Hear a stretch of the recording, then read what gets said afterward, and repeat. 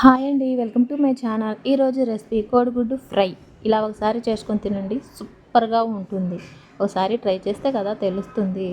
ఒక బాండీ తీసుకొని దాంట్లో కొంచెం పోపు దినుసులు, సన్నగా తరిగి పెట్టుకున్న 2-3 ఉల్లిపాయలు, కొంచెం పసుపు, బాగా మగ్గనివ్వాలి. మగ్గిన తర్వాత 4 పచ్చిమిరపకాయలు కట్ చేసుకొని వేసుకోవాలి. 2 టమాటాలు, టమాటా వేస్తే నీచు వాసన రాదండి. ఒకసారి ఇలా కూడా చేయండి. 4 రెమ్మల కరివేపాకు, కొంచెం సాల్ట్. ఈ కర్రీకి సాల్ట్ చాలా అంటే చాలా తక్కువ పడుతుందండి. 2-3 కోడిగుడ్లు పగలకొట్టి వేయండి.